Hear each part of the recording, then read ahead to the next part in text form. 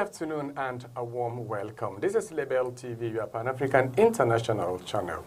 In today's episode, you are watching the 7th round, the program that takes a look at events that makes the news during the week. And today, we are exclusively going to discuss the return of Laurent Gbagbo to Côte d'Ivoire.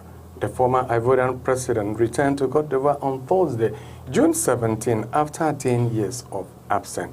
It was an historic day as thousands of his supporters came out to receive him. What does it mean, the return of Laurent Gbagbo to Côte d'Ivoire? With me to discuss this, I have Jean-Michel Mbade. Good afternoon, Mr. Willie, and a very good afternoon to our viewers. Thank you for coming. Thank you for having me. And to Patrick Nko. Good afternoon, Willie. Patrick, you are welcome. Thank you for having me. Yes, thank you for being here. And we will discuss more on this after this report.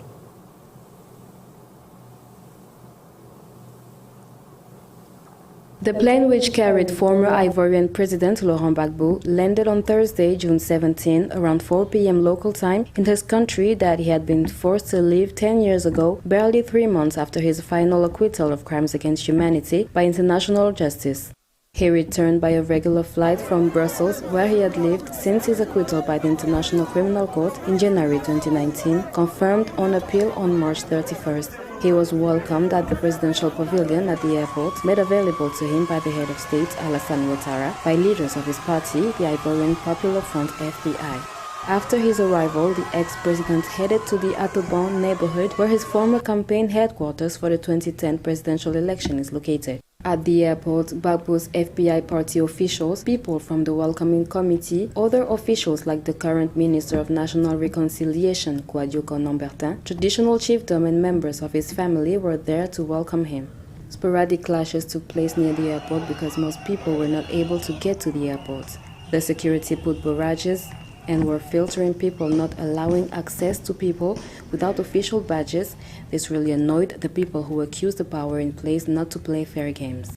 Gbagbo has said little about what political role he might play back home. He retains strong support among his base of supporters, particularly in the south and the west. But he faces an outstanding 20-year prison sentence that was handed down in November 2019 on charges he misappropriated funds from the regional central bank. Ouattara said in April that Gbagbo was free to return, but the government has not said whether he has been pardoned. That report was by Sidela Niemann. And now we set the ball rolling. Jean-Michel, yes. Will the return of Laurent Gbagbo brings the needed reconciliation to Côte d'Ivoire? Let's start from there first. Well, first I'll start by saying home sweet home for him. It's always a pleasure to see a leader coming back home on his homeland. Reconciliation, I don't think so. We'll have time to talk about it for the whole show because it takes a lot to reconcile people. Yes, Patrick, still on the same line. You have seen the massive crowd there, which was a bit difficult for the police to contain. And I still want to know whether the return of Gbagbo will bring the needed reconciliation to Côte d'Ivoire. I think that Ivorian people are forced to reconcile. And for that to happen, Laurent Gbagbo is very much needed in Ivory Coast now. We cannot have only Alassane Ouattara ruling the country and being the main political figure in Ivory Coast. I think we need Laurent Gbagbo as well to come in a good way to the country and contribute to the politics of the land. I think it's very much needed today. Yes, it's very much needed to contribute to the politics of the land. Let me, this is what he said. He said, I'm happy about being back in Côte d'Ivoire and Africa. I knew that I belong to Africa. All of Africa supported me, as well as my people, most of Africa. Mm-hmm. Yeah. Well, of course, after 10 years away from home, I mean, we can see that people were there, elders, the youth, everybody backing him up, saying welcome. So it's a great sign that Laurent Gbagbo hasn't lost when it comes to his popularity back home, but it has actually, I think, increased when we look at the fake trial he had at The Hague. He clearly won when it comes to popularity and credibility, if I may say. So yes. Yes, yes. We are coming to the trial, but let me put it this way, Patrick. His resistance to step down sparked months of violence that claimed the lives of over 3,000 Ivorians, and he was accused of xenophobia against Africa and others. Do you think it was really a xenophobic attack, or it was a paranoia on the part of his supporters to carry out what happened in 2010 and 2011? I don't think it's paranoia on the part of his opponent. I think that before Laurent Gbagbo in Ivory Coast, we had this principle of Ivorianness, Ivoirité, and this meant that only true native Ivorian people can become president of the country. And I think during the rule of Henri Konan Bédier, we have that problem. Yeah. And when Laurent Gbagbo came to power in 2000, this problem was only exacerbated, and this led to violence in 2002, before 2010, and many people were killed then. And this is the main problem the Ivorian people are going to face today, I think. Yes, Jean-Michel, what do you have to say? I have to say that this is one of the bottom line points that Ivorians, if they mature, will have to deal with. Exactly. Ivoirité, as Mr. Ngo said, but also, of course, the responsibilities between the Constitutional Court and the Independent National Commission. Because remember, on some dates in the past, 10 years ago, the Commission declared Gbagbo as a president, and the very next day, the Constitutional Court declared Ouattara as a president. I don't have a problem with this. I don't handle the Ivorian law. I just don't think that constitutional courts are allowed or have these responsibilities to come forward and go against a decision that the Independent National Independent Commission has come up with. So this is where, to my opinion, reconciliation is all about, and it has to be discussed very thoroughly, because again, we have the case of South Africa, which went through reconciliation back in the past, but it was not a state yet. But still, in those commissions, you have truth and reconciliation. Yes. That's how they call it. Yes. Truth and Reconciliation Commission. So it's good to see Ivorians going for reconciliation and whatever. We all want this country to be at peace. But if we want an everlasting peace, we will have to tackle the problem where it is supposed to be tackled. So yes, because you talk about everlasting peace. Yes. The 3,000 people or so, and those that lost their properties and loved ones, may see the release of Gbagbo as justice not being done. Yes. And that is where the real reconciliation and the truth that you talk about will come in. Exactly. Yes. Exactly. That's where the truth has to be told, because if you and I are belligerent in a war, or Mr. Patrick and I, and he is acquitted, well, I have to go through the very same trial that he has gone through. Exactly. People, so definitely, Ouattara has something to say. He has to be heard.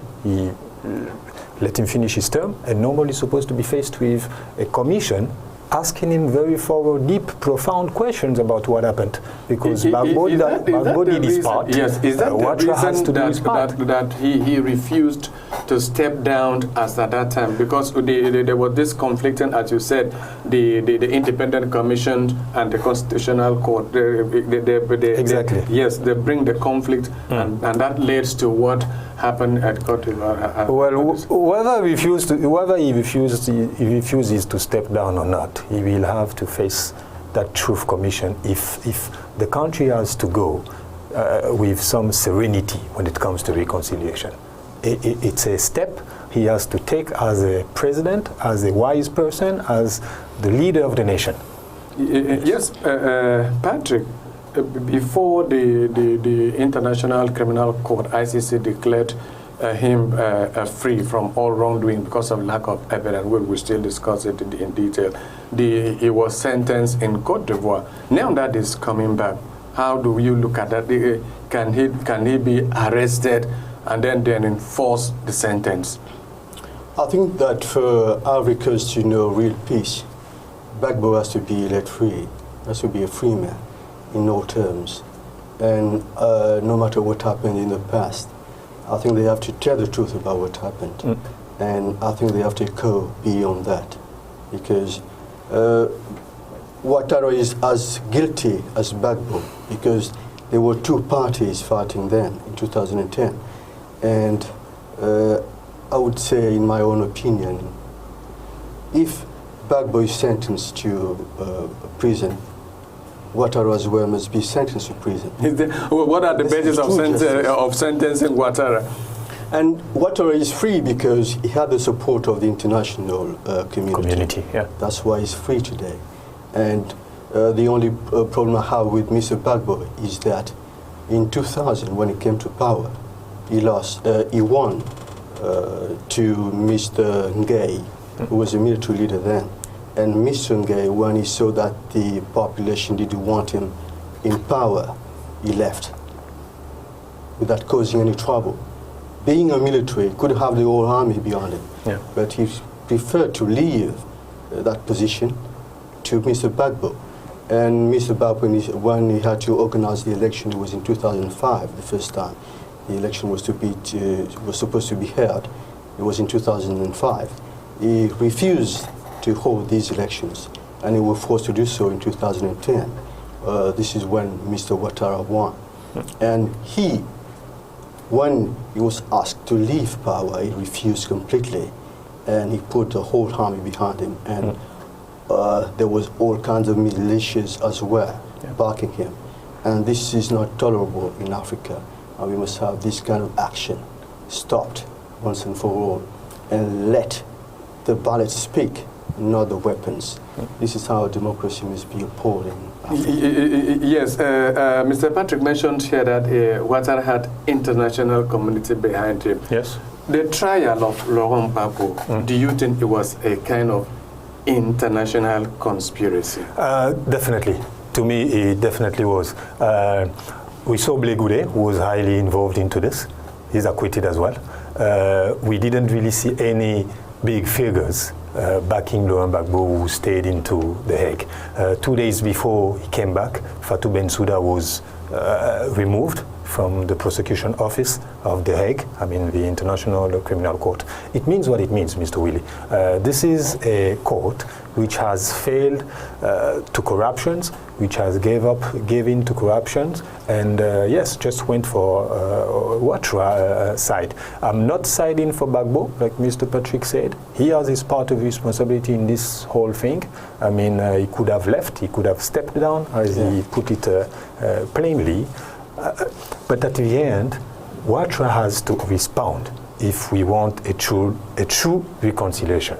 Ouattara has to respond of what he did, his part of guilt, his responsibilities. He has to respond to that. This is something which has to be crystal clear in our minds. And now I don't see another point which kind of accusing Mr. Ouattara is the fact that the authorities in Côte d'Ivoire now are saying that they can't send anybody else to The Hague. Yesterday we were blindly untrusting The Hague, and today, after Gbagbo, we decide not to send people there anymore. Yes, it doesn't make sense to me. Why is it that most of our African leaders, apart from those that take up arms, maybe they're like the Katanga of the rebellion, but politically, why must we send our maybe somebody has been so recalcitrant politician? Let me use that word. Yeah, of course. To Hague because he has refused to hand over, or he wants to remain. Because and why must one remain in power if you have lost an election? Well, that's another lesson we have to learn for some other day. But right now, if the International Court was worthy enough to try Mr. Gbagbo, it should be worthy enough to try Mr. Ouattara. If it doesn't, well, just like with Habré in Senegal, Africa should come up with a court which will judge him. But he has to go through judgment. He has to be heard. That's for sure.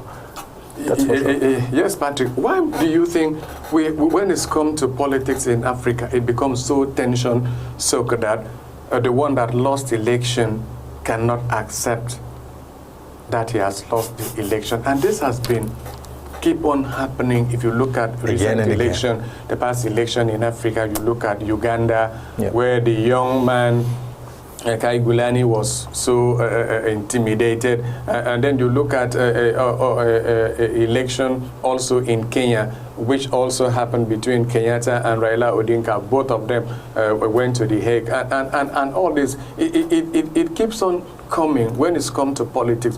What is this passion for politics in Africa that's so much that it resorts to violence at all times? I think to put it simply is because of the bad will of some people who think that when they come to power, they are gods and they can be in power forever, forgetting that if they were there, it was because of the will of the people then. And if the people don't want you to be in power anymore, you should leave. And they lack the humility to stand down. And this is the main problem we have in Africa.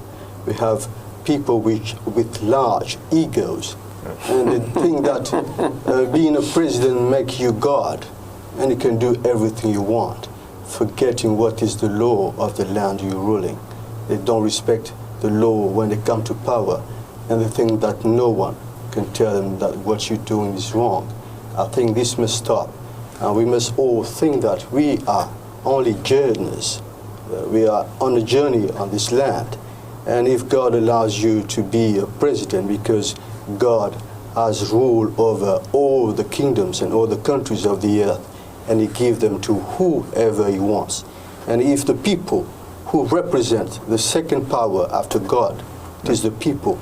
Because when God didn't rule Israel, God asked, the Israelite asked for a king, and God allowed them to have a king as a ruler, according to their own will. And this is the main principle behind the ascension to power. When you come to power, God allows you to come to power.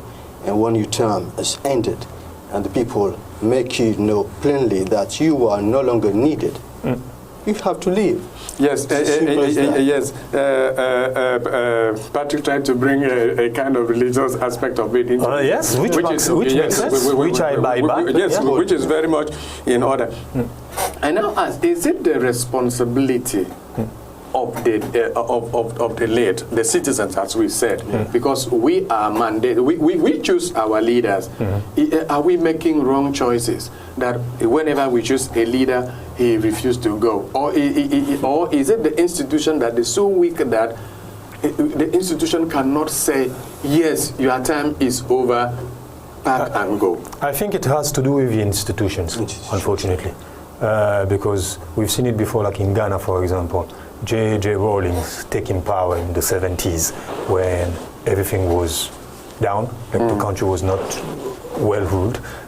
This is a military who was earning his life normally, but because he saw that the country was badly run, he decided to take things into control. There are some institutions or some people with a high sense of responsibility that can remove a whole president or a whole regime if they're not doing things accordingly. And yes, to me, great respect to Ghana, good country, I mean, with a good record of democracy, which started with J.J. Rawlings. I'd say probably the first coup without any bloodshed, and it did work properly. So at some point, if institutions which are made of men do not work the way they're supposed to, one person, somebody full of integrity, with patriotism and the love of his country, can take things into his own hands and make things better again. Exactly. Yes, you talk about the military institution. We have seen it. I think very recently, we have seen it in Mali. Exactly. We have seen it in Chad. We have seen it in Sudan. Do we look at military as a plan B for governance on the continent, when in the real sense of it, military administration regime, or as it is, comes with dictatorship? We don't. Well, yes, I'd say straightforward yes, if you allow me to. I mean, we've seen it with the United States of America. We've seen it all around the world. Sometimes military is wrong when doing things, like in the Burma, for example.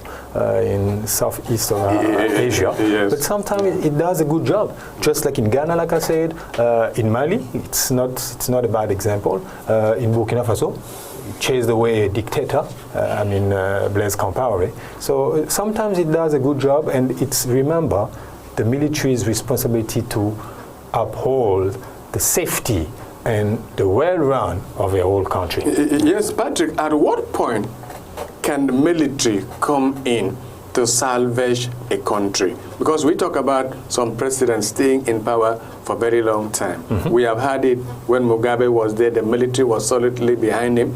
And we have now seen it in Uganda, the military is solidly behind Museveni. Mm-hmm. And then if we look at the Central African Republic region, we have long-time president.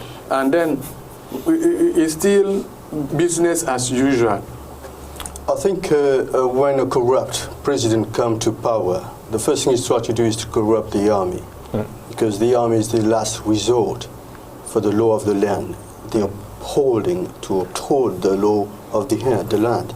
And the first thing a corrupt president tries to do is to corrupt the army and have the backing of the army. And when the army is behind the president, that president becomes eternally powerful and becomes eternally president. And this is the problem we are facing in most of African countries. And I think this must stop. The army is the last resort to uphold the law in the land. And the first thing we must have is strong institutions. And this we lack very much in African countries, because these institutions we have in Africa are not very strong. And mostly, they're not really. They don't have a very good record of integrity. Yes, we are talking about a strong institution. Exactly. Yes. Strong institutions are manned by men. Exactly. Yeah. Are we going to get people from the moon or from the space to come and man? Because we talk about electoral board or commission.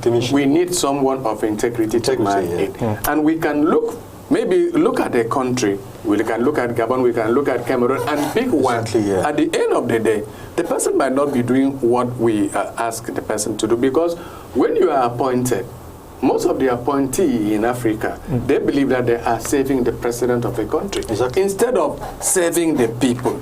This is where we got it wrong, because if you are appointed, you have to dance to the tune of the government in power. Exactly. And we are talking about strong institution. When do we realize that we have to work for the people? I think the first thing we have to do is to educate. We have to start educating the youth. And this is one thing we are not doing very well, I can see today. And most of the youth think that when you have power, you have to give money around. You have to give services to many people around you to support you and for you to cling to power. I think we have to start by educating the youth today, for that tomorrow we have better days, better institutions, and a better democracy in Africa. And this work, we must start doing it today, because tomorrow the future must be thought thoroughly. And we must plan the future. And for us to have very good institutions in Africa, we must start doing it today.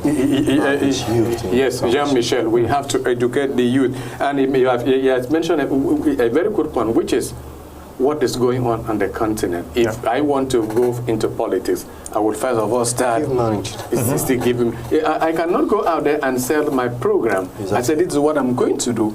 Just like that, and leave. And when I left, people would say, what is this one doing? Yeah, of course. It's a mindset which we have to change. And it starts with education, like you said.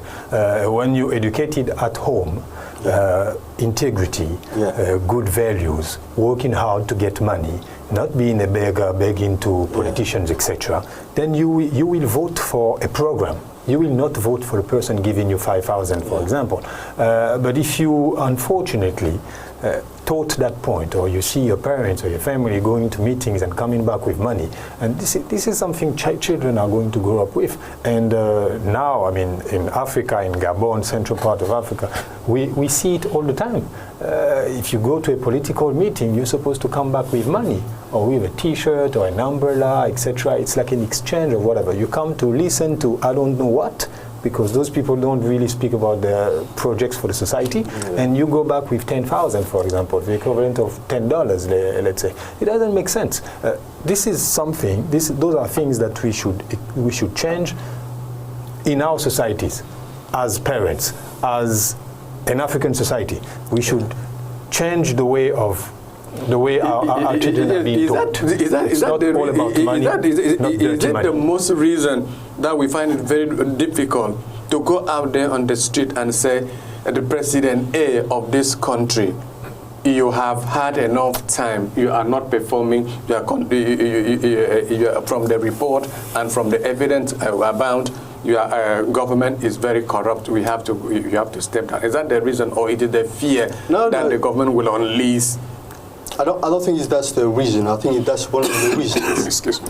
And the most important reason is that those presidents who want to cling to power, many populations in Africa want to go in the street and tell these presidents, we have enough of you, we have to leave now.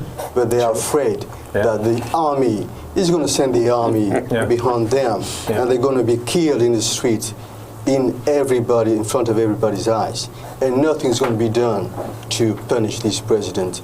And many people are afraid to be shot, to be killed, because when they're killed, they cannot come back. It's the most important thing. They're afraid to die. They're afraid to be shot. Yes, but we have seen it in Algeria. The Iraq movement was very strong, and the president had to leave. We have also seen it in Sudan. We are very strong, and the president. You even see the army. I mean, people fighting back the army. Embracing the. Yes, I think you have to decide to die. You have to die or make it, or you have to die trying to make it. Yes. And when you come to that set of that mindset, that means you are very desperate, and you want a better future for your kids or for your grandsons, and you can sacrifice your own life for them. And if you have to die for this person to come out of power and leave power, be it. But in a normal situation, we do not need to go out there and die. Exactly. You only go out there and vote, and if your vote be counted, and that would determine whether the president will stay in office or not. Well, for example, we have seen it in United States of America in January last year. No matter how Donald Trump wanted to hold on to power, the institutions were very strong, more stronger than him to do so. So if we are copying the Western community, that is a good example to copy. Well, we can't just copy in theory. We have to copy in practice also. And when you talk about Sudanese or Algeria, the Arabic Spring, you're talking about some other people with another mentality, ready to die, as he said, for their rights, for the kids, for the next generation. We still don't have it in the sub-Saharan African part. Hopefully we will have it soon. But when it comes to the Côte d'Ivoire issue again today, I mean, we saw it. They said there were some riots, people, I mean, the police shooting tear gas, etc. That's part of intimidation. And it shouldn't be like that. Somebody is coming home after 10 years. He has so many supporters at the airport. The work of the police here had just to be, contain them and block roads, etc. And I think also we have to have the heads of these African institutions must be independent. They don't need to rely on the opinion of the president to be in these positions. Yes, very finally, there are some observers who question what impact its reform, its return will have on the national political scene. will you advise Laurent Gbagbo to contest election again? No, of course not. I would never advise anybody to do so. I mean, I would advise people to respect what the National Commission says and not what the Constitutional Court says, because the Constitutional Court has to be taken into account when people go to it. You know, if a contender goes to it, then it may take into consideration whatever the yes, Patrick, will you advise says. Laurent Gbagbo to contest the next election? I will advise Laurent Gbagbo to be a wise man from now on. When the people decide for him to be president, he will be president. If the people decide, Mr. Gbagbo, you are no longer needed, you must step down. This is wise to leave before you are forced to leave. It is a very wise decision. Okay, thank you, viewers, for being there. I think we have been able to deal with this issue, though we still have more to discuss, but can put it on the next editions of the program. Thank you very much for watching. Once again, Patrick and Jean-Michel, thank you very much for coming. Very much. Let's do it again next Sunday. Keep it with us. My name is Joe Willie. Have a nice day.